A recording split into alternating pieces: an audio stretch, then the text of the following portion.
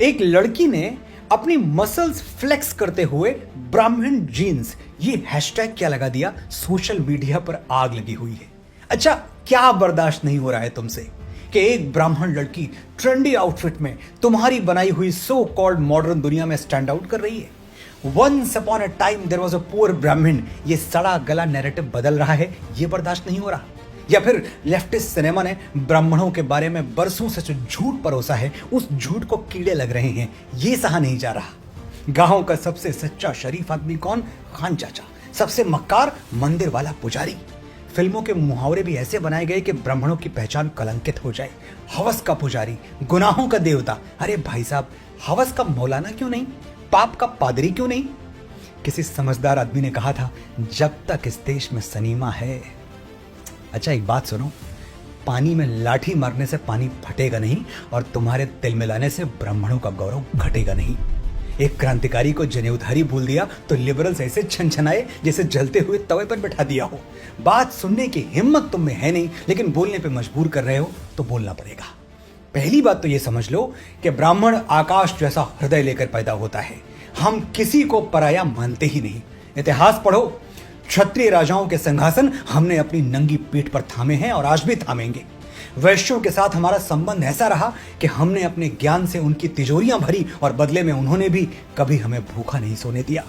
जिनको तुम दलित कहते हो, हमने ऐसे रीति रिवाज बनाए कि उनके घर का चूल्हा हमेशा जलता रहे। डेस्टिनेशन वेडिंग तो बहुत अटेंड की होंगी तुमने। एक बार भारत की अंतरात्मा में उतरो, किसी गांव में जाओ, वहां कोई शादी ब्याह होते हुए देखो। दुल्हन के पैरों में महावर लगती है और यह महावर कोई ब्यूटी पार्लर से आके नहीं लगा सकता। ब्राह्मणों के बनाए हुए रीति रिवाजों के अनुसार महावर नाउन ही लगा सकती है। नाउन यानी नाई की पत्नी। दुल्हन को मंडप में भी नाउन बिठाती है। दुल्हन की मांग में पहला सिंदूर दूल्हा नहीं भरता, धोबिन भरती है, क्योंकि ब्राह्मणों ने धोबिन को शुभ और मंगल माना है।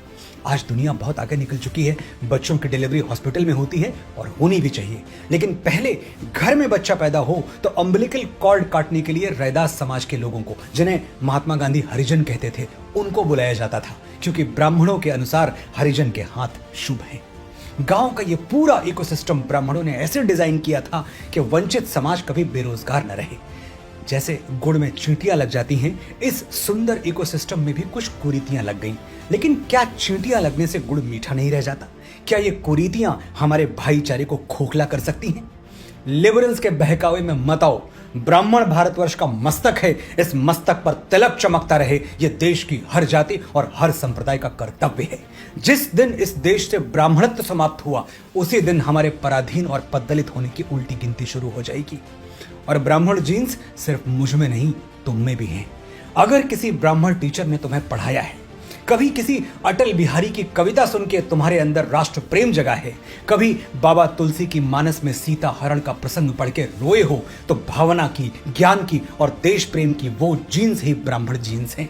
अगर ब्राह्मण कुल में जन्म लिया है तो गर्व से कहो, मैं ब्राह्मण हूं और मेरे अंदर ब्राह्मण जीन्स हैं। और अगर किसी दूसरे गौरवशाली कुल में जन्मे हो तो भी विनम्रता से कहो कि मेरे जीवन पर ब्राह्मणत्व का उपकार है और मेरे अंदर भी ज्ञान और भावना रूपी ब्राह्मण जीन्स मौजूद हैं। जय हिंद, जय भारत, जय ब्राह्मण।